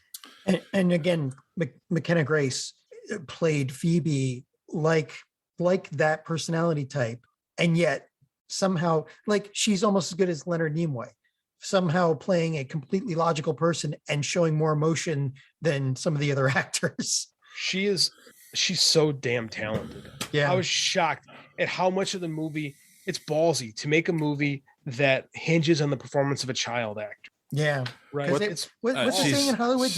Never rely on kids and dogs. Kids and dogs, right? Yeah. What does a hamster and a cigarette have in common? Oh God. It was like they're both are harmless until you put them in your mouth and light them. Fire. Yeah. I laughed so hard at that joke. I don't get that, but it's a great little character tick. Yes, that's what it was. Like I thought it was really well done. Like, and she delivers it like, and it's very Harold Ramis like, there's like, and the whole thing is, it's like, it's when they're going down in the elevator down into the shaft down to the temple, and it's like, it's everyone's nervous, so it's like a break the tension moment, and it was like, and it's such a stupid joke, but that's what makes it so funny in that moment. Yeah, it's really good. My favorite scene is Walmart. The miniature Stay Puft Marshmallow Man. Well, it's like the whole scene has very much a Gremlin. Like I talked about it feeling more like a Joe Dante film than a Ivan Reitman film. That scene in particular is Gremlins, right? The mini puffs are Gremlins, and they even act like him at the end of the movie, like destroying the Ecto-1 and stuff like that. Yeah, or just murdering themselves. Like that was a Gremlin thing to do, is just murdering each other and laughing while they're doing it. And again, the DNA that links those two movies together, with both being released like the same type of audience, like this would never happen today, where those had the exact same release date. Like it's insane to think about. But it's like, and I love the homage to it, because it does work and it does fit. And I love when Paul Rudd turns the corner and, Vince Clortho is eating a bag of dog food, right? Because that was people like, oh, it's a dog. And there he is just chowing on dog food. It's funny because I did not even think about the keymaster and the gatekeeper until that. And I'm like, oh, that's right. Me too. I thought the same thing. And then I'm like, and when he got it, I'm like, oh, I know where this is going. And I love how they did her possession scene with the smoke billowing into the basement. Like, that's really cool. Like they made it a lot more visceral, but they paid homage. They paid homage to the chair scene, the famous chair scene with Sigourney Weaver. Yes, which was terrifying, because the way she was screaming and everything, like terrifying. that was the thing. You'd be watching Ghostbusters, the original, in the theaters in 1984, and be like, this is funny. Holy shit, did I just shit my pants? It's like, it's the scariest. It's still the scariest scene in any of the movies. Yeah. It freaked Andy out the first time he saw it. Yeah. This is such a well done movie. And it really is. And again, if you're not into nostalgia, or you don't have a connection to these characters, I get why it doesn't land with you. Or if you're dead inside. Or if I think a lot of these people are dead inside. I really believe that. And they're just like, if you look at films analytically, it's just like, oh, it's got to be here. It's got to be here. It's got to be here. It's got to be here. You don't get art isn't for you, man. Art isn't for you. Oh yeah. Oh, I love the scene when, what's the son's name? Trevor. Yeah, Trevor's working on Ecto-1, and the wire just fixes itself, and the car starts, and it's like, Egon did that, and it was just like, oh, it was just like. I think I rolled a tear at that a little bit too. So my son has a big connection with his grandpa, my wife's dad, and like they're buddies. And it really made me think of that a lot, watching this grandfather who really didn't have a chance to really know his kids because of his own personality, is really trying to fix that. Because this, again, it's like on Golden Pond in a lot of ways with ghosts. It's so weird. Like that's the whole thing. He's from the beyond the grave is trying to connect with his grandchildren. Like, how can you not love that idea? Oh, I agree. I love it. And it's a new dimension for Ghostbusters. Like, ghosts in these movies are just like abstracts, right? They were all just things. They're all just things. Yeah. Goblins, really? Yeah. This one, we actually deal with like a traditional ghost story, which we never had in the Ghostbusters. Like, I don't think that people are giving that kind of stuff enough credit. Well, and that brings up the whole thing of you don't like you if you met an Egon ghost, you wouldn't have to catch him. Like you don't. Now you're bringing up the facet of ghosts that don't need to be caught, but maybe need to be helped to move over to the other side. Well, they talk. Well, that is the whole story for Egon in this movie. Is he has unfinished business? Yeah. His unfinished business of getting rid of Gozer, and when his whole family. That's the beauty of this movie. At the end of the movie, it's his whole family. It's not just his daughter and his grandkids. It's also the other 3 Ghostbusters all work together. I'm getting chills. It's so well done. It's so well done. All work together to fulfill his life's mission, and then he can finally go to heaven. Yeah. It's like, that is the perfect movie. I agree. I don't get... They all have a part in it at the end. They all do. It's not like one person did everything. There's no Mary Sue in this movie. Everyone has a part to play. They all work together. And Phoebe could very easily be interpreted as a Mary Sue if you don't really understand what that term means, or if you're just mad about seeing girls do stuff. Like, it's very easy to say, "Oh, it's just a Mary Sue." It's not. No, it's not. She's because she needs character. She needs Egon to help her at the end. Well, yeah, but that's the whole thing too, is the girl who can't connect to her mom. So her mom and her have this exact same relationship dynamic that she had with her father, which is, again, something that's very commonly done in drama. But again, it's setting it against this world of ghosts and goblins. It makes it interesting, and it provides enough of a tether to reality to give you something to hook into, which, again, was never done in the original Ghostbusters. Right. Yeah. That was just like the guys were trying to make money, and it wound up, oh my God, we stumbled ass backwards into the apocalypse. Exactly. Yeah. Right, so can I nitpick a little bit here? No. That's your job, John. Just to bring stuff up, but okay. So one thing, JD. So honest trailers, how it should have ended, and some I hate those things. I don't think they're not serious, especially how it should have ended. They're not doing it seriously. They're not like, this is what's wrong with them. They're just having fun with it. They're not. Yeah, but that's not what people take from. Well, I know that's because there's an Everything Wrong with CinemaSins channel, which is a guy who took it too seriously. And is like trying to say, oh yeah, the CinemaSins guy, but they're not really like, I don't want people going away thinking that these are, not, are not. No, you can go away thinking that I think that, because I do. Yeah, but I don't think they are, because they poke fun at themselves too while they're doing it. Like, All right. But here's the thing. So this movie should have probably been a half an hour longer. These are the things that I've got. The Finn, or not Finn. Was it Finn? Finn Wolfhard? Oh my God. Trevor? Finn. Yeah, Finn Wolfhard, Trevor. They could have done way more with his character and with Lucky's character. I think there's some stuff on the cutting room floor, because they weren't as developed as they probably should have been.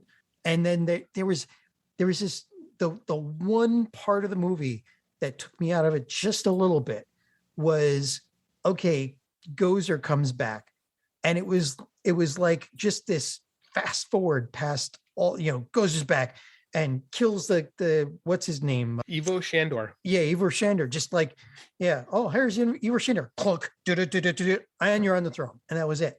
Right. Oh, I liked that. I thought it set up a great red herring. Oh, the Ivo Shandor. But you thought Ivo Shandor was going to play, especially casting J.K. Simmons to play him. I think you're supposed to think it's going to play a much larger role, and then she just rips him in half to show how insignificant. Yeah, I think it's a nice little dig at organized religion in general. But I thought that it was I thought it was just a great red herring. Well, it's a play on literally every bad guy. It's like, I shall resurrect this evil god, and I will get rewarded. And that's it never happened. I know, you're right. But the thing is, we've seen that 1,000 times in movies. Yeah. The lackey guy brings him back, and then he just gets killed, and it's like, okay, well, he didn't even do anything to bring her back. Essentially, I mean, he built the temple, but like, I see where you're coming from, but here's why I think that's different, is because we don't know him as a character. Right. We don't. Right. We just know him. We just know his specter. And that's why we expect more of it. And I think it does serve as a nice surprise because, again, sometimes people like to check the boxes and stuff like that. And you want to know what we know things. We know the motivation. We know the where. We know everything. But we never get a chance to like really get to know him as a character. But at the end of the day, he's insignificant, right? Yeah, but and that's fine. But aside from that, but I get it. I get when they introduced Gozer in the first movie, they had that whole I mean, like maybe 5-10 minutes at least of setup of them driving to the high rise and all the troops and everything is it. And I know this is a smaller movie, but they could have had some lead up like. They just like it was like they just apparated to behind the throne and they're setting up and all that. There could have been a little bit of discussion in the Ecto one on the way there. Here's what we're going to try to do or something like that. Well, it just went a little fast. Like I wonder if there's a lot of like I don't know if they had like a time limit because of the studio or something, and they just dropped some of that on the cutting room floor. I mean, it's a 2-hour movie. I don't think you want a movie like this to go over 2 hours. Now, I will say this: it was so good you didn't notice. No, I agree with that. I was expecting Gozer to ask Phoebe if she was a god. I was expecting Gozer to recognize the patch on her arm. I think she did, to be honest with you, and that's why she didn't. Because she didn't. I thought she would ask her to choose the form of the Destructor, and they didn't do that. Yeah, they didn't do that either. But maybe Gozer learned I shouldn't do that because that didn't work out last time. I mean, like that's the thing about like we don't have a lot of motivation for like Gozer and what they're gonna do. But again, it's like it's bullshit. So you make it up as you go along anyway. I'm glad we didn't get the exact same thing. I love the trap. I love trapping Zool. Oh no, that was a brilliant plan. That was really cool. Because they realized they needed the Keymaster and the Gatekeeper. For her to be fully materialized in this plane. So my only real criticism of the scene, and it's a stupid thing, but it's like the look of Gozer from 1984 was very 80s. Why they kept the very 80s look in 2021? Like she could have had a different look. You'd have to keep the same look, but it's also a little different too. Her eyes are different. Like it's a little. I'm talking about the hair and the sparkly outfit. It's almost there. You're right. She's very 1984 there. Yes, and I do think it's because they want the audience to recognize. I agree with you. I think it's just because they want the audience to recognize her. But I get where you're coming from. I think that would have been okay. But I think they wanted to drive home this is Gozer. So yeah. I mean, I get it, but I get both sides of that argument. I'd have been fine if they'd have done something different, but I get it. Yeah, but how would Gozer know to look different, right? Like, unless there are ways they could go. It could be she could be a manifestation of what people. Well, the image that people have around. They also make the point of saying it's not a man or a woman; it's a god, right? That can take any form. So it didn't have to be that 80s look again, right? But I mean, again, like you're saying, these are just small little things. Yeah, it doesn't affect the movie at all. It was an odd choice. Did you notice the very last frame of the movie?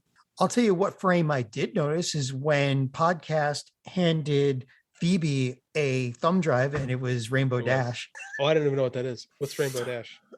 My Little Pony reference. The last frame of the movie is the Ghostbusters symbol, but the ghost isn't in there. The Stay Puft Marshmallow Man is. Where was that? The last frame of the movie after the post credits. Oh no, it was just a different ghost. Wasn't. It's Stay Puft. Was it Stay Puft? Oh, 100%. Go back. Oh, see, I didn't watch that last ever credits. I just wonder what that means. So, you remember the opening thing said from Ghost Corps, right? Right. What was that? That's the production company. Oh, okay. I thought it might have had something to do with the actual Ghostbusters corps core that's out there, right? It might. I think they might have some type of relation to them, but I think it's the production. That's a good question. Let's see. But go ahead. No. Go ahead. I'll go. It's the last shot of the movie. Is just the graphic, like the famous Ghostbuster graphic, but the ghost has been replaced, and the Stay Puft Marshmallow Man is in the middle. And I wonder what that means. It means that you're joining the MCU. Possible. Sony. They got those good relations. They got those good relations with Marvel. Hey, we should be happy Venom didn't shoot this one. Hey, Stay Puft Marshmallow Man. There's your Sister Six. There you go. Oh, you would love it. Admit it. So Ghost Corps Incorporated is an American production company formed in 2015 to oversee the Ghostbusters franchise. Yeah, oversee the Ghostbusters franchise. It is a division of Columbia. So every movie has a production. But that means usually every movie has usually a movie has its own production company. It's the people that are producing it and making it. Yeah. But that means that they've got a separate bunch of people that are, they're teasing that they could do another movie. And it would be interesting to see what a fully funded but no more of this. Like almost every incarnation of the Ghostbusters plays the same thing.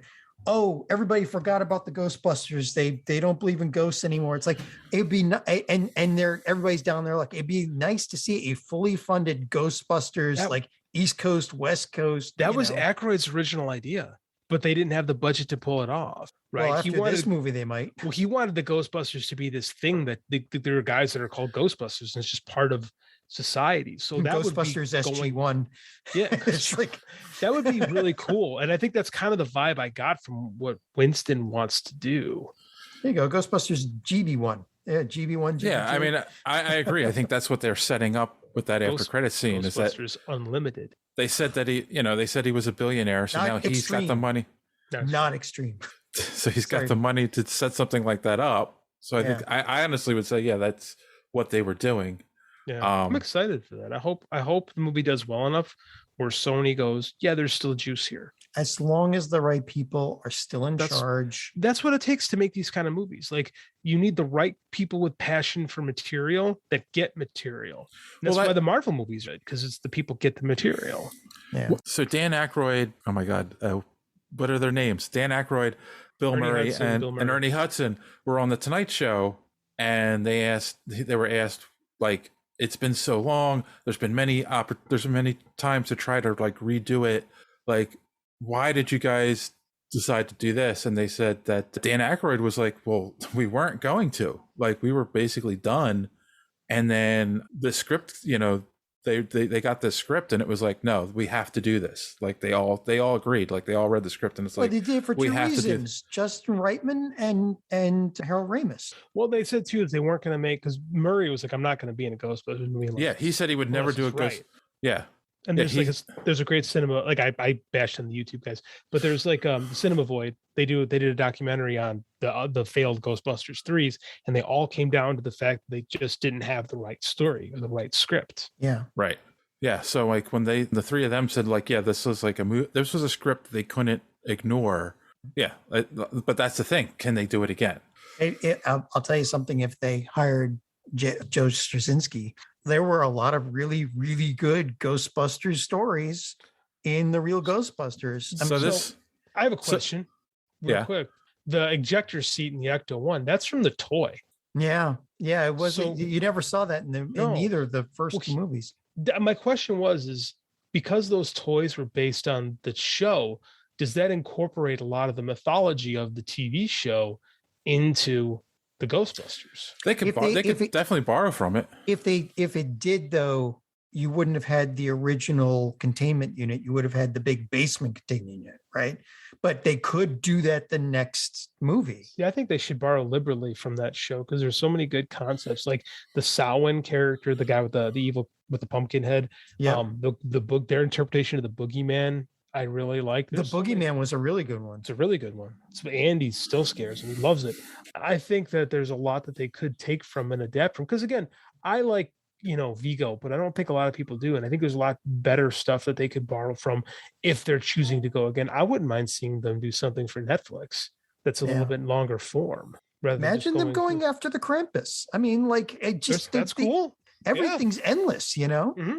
Yeah, that was what's cool about the cartoon show, is that like anything that you could think of could be a villain for the Ghostbusters. Yeah, right? But it was also the cartoon, the real Ghostbusters, that introduced the idea of, and it was Joe Straczynski's writing that introduced the idea of, you're not just going to bust ghosts, you're going to help some of them to finish their unfinished business. Which is what this movie was. Absolutely. Yeah. No, like I said, like part again, that and part Gozer. But who was the right? But Jason Reitman probably watched a lot of those shows.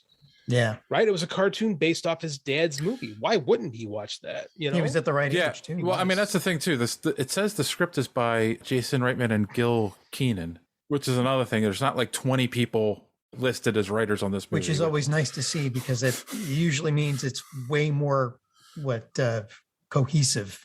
Yes. The less names, the better. I like this, man. I think this is really good. And if you didn't like the movie, you probably have no soul. No, you probably don't have a connection to the source material, and you probably don't understand what these movies are supposed to be. Right. No, I agree. I think it's a good movie, even if you've never seen the first two movies. Well, that's okay. So that's my question. Without not worrying about the second one, does this movie work if you've never seen the 1984 Ghostbusters movie? I don't think it works at the same level, but I'm not even talking about the nostalgia of it. Like, does the story make sense? Do they give you enough information about the first movie? This movie makes sense on its own. I don't think we can answer that question. Yeah, you'd have to have somebody who actually didn't. Yeah, I think we are all too connected to the source material to accurately judge whether or not that works because we just know it, right? Maybe it does, maybe it doesn't. I'd love to talk to somebody I've never seen that movie. I don't know. That's a great question. I think there's enough in the plot though, because the flashbacks and her watching the old commercial and the exposition with Paul Rudd's character. I think there's enough there to give you kind of this mysterious backstory. You know, maybe. You know, I'm watching the clips 100%. On YouTube. Yeah, which is, by the way, genius. Yeah. Oh yeah.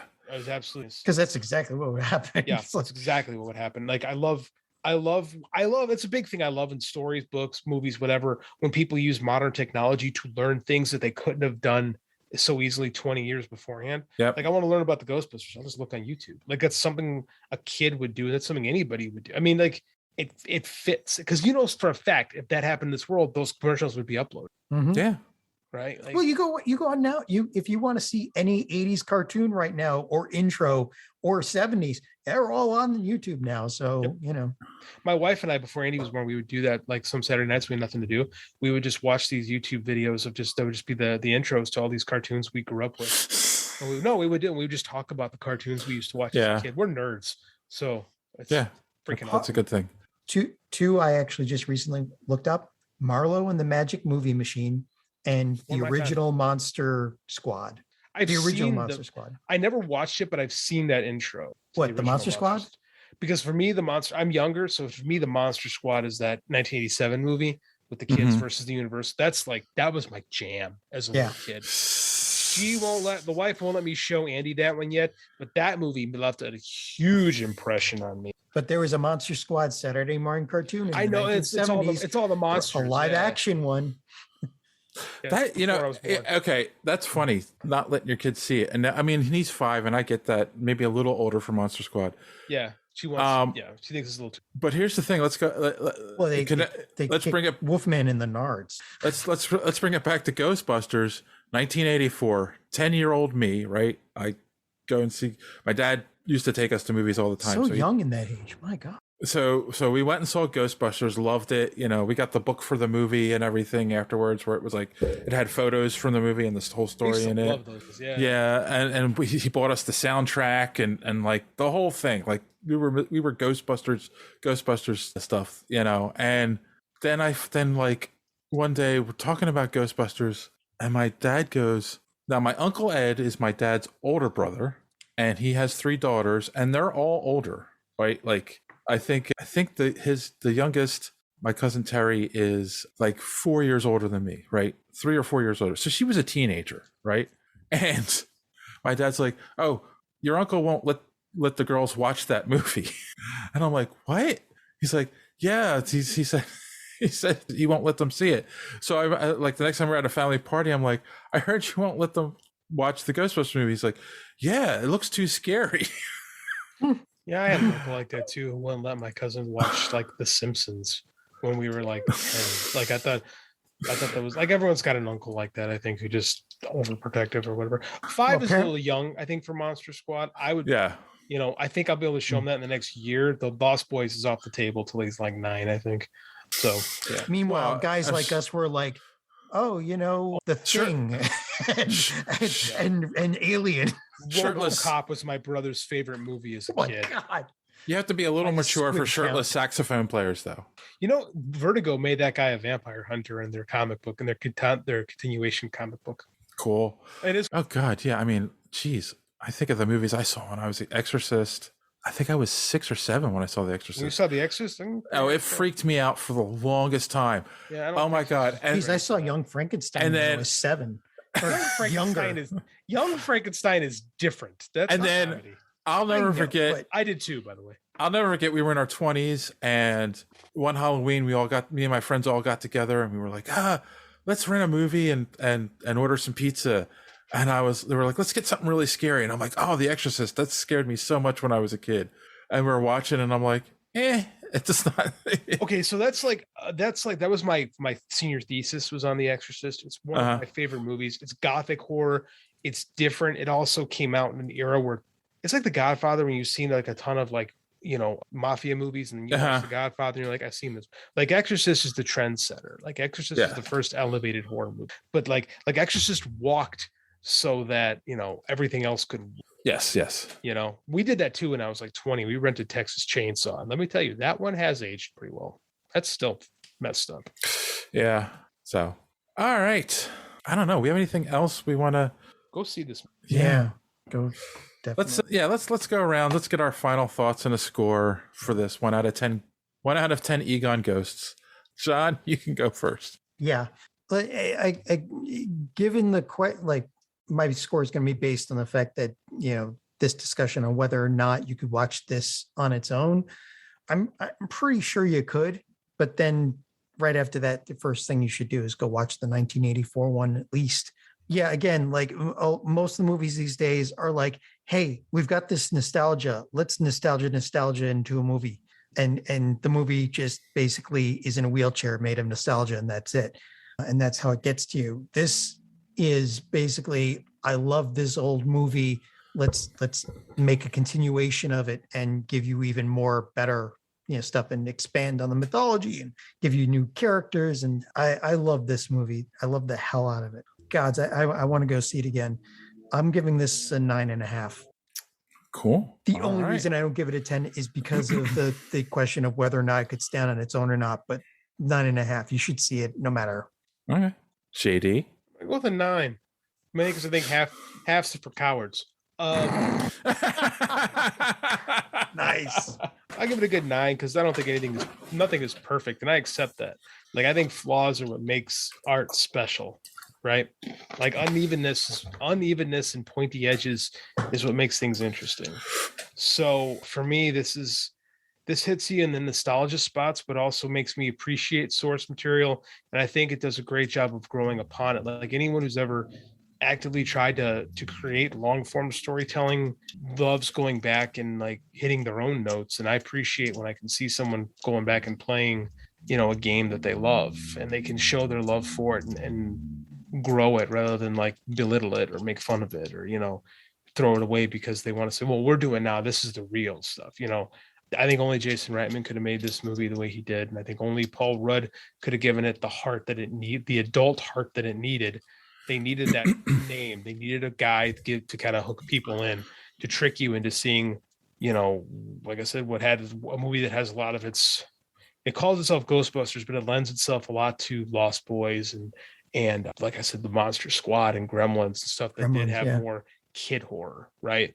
It is a Ghostbusters movie, but it has this DNA in those movies as well. And it pays respect to the 80s fun horror movies, while at the same time doing its own thing. So yeah, this is it's my favorite movie that I've seen this year. And I don't think it's even close, to be honest with you. Cool. Yeah.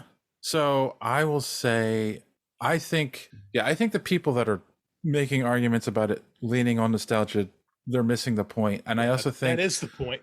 I also feel like if Ghostbusters 2 was successful and they did a Ghostbusters 3 and 4 and like everything else, now they're revisiting a successful franchise, multi-trans franchise, this is just the natural progression, I think, of a story like this as well.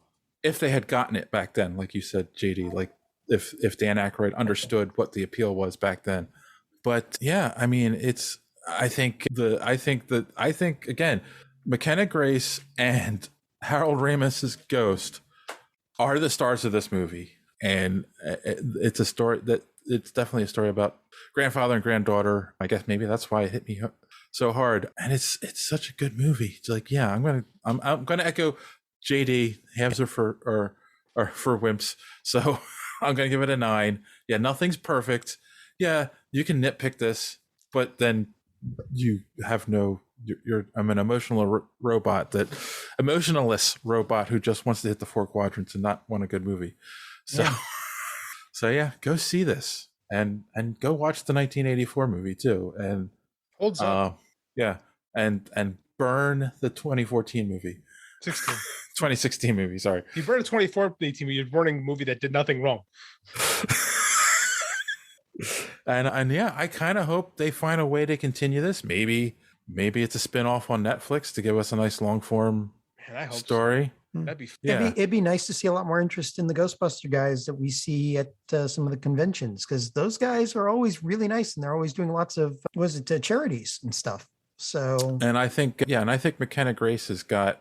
Oh God, I can't wait to see what she does next. Star potential. I want to see her. I want to see her more Ghostbuster stuff. I mean, like I don't know how she does it. You this character is full of emotion that's supposedly emotionless, and she's playing it that way. It's she's amazing little actress, and she deserves any credit, any accolade she gets for this movie. She definitely deserves. Yep. So, all right. So yes, go see it. All right. Well, let's wrap up our fun little show this week with some recommendations for our audience. JD, you got anything? I started Firestarter because I'm going on my old school King. Yes. So I just started it. I'm only like 100 pages in. I love this book. It hits my sensibilities perfectly, but it is very clearly the man who's taking the work of the man who's taking copious amounts of drugs, because there's an overwhelming sense of paranoia. And it's very drug heavy, and like it's interesting. I've never seen the movie, so I'm gonna check that out when I'm done with this. So but I'm digging it so far. Firestarter. All right. Twisted Firestarter. Sorry, that's the song from what was the name of that band? Prodigy. All right, John. I'm gonna say go see Ghostbusters Afterlife. Like I've got nothing that's better than that recommendation right now. All right. It's fair. That is fair. I recommend that you go to superheroespeak.com, where you can find the podcast every week.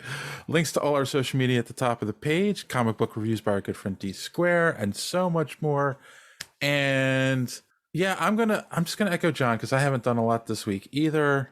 Go see this movie, and it's gonna definitely be, I mean, at this point, it's definitely gonna be in my top 10 for 2021. It'd probably be my number 1 movie, so we'll see. All right.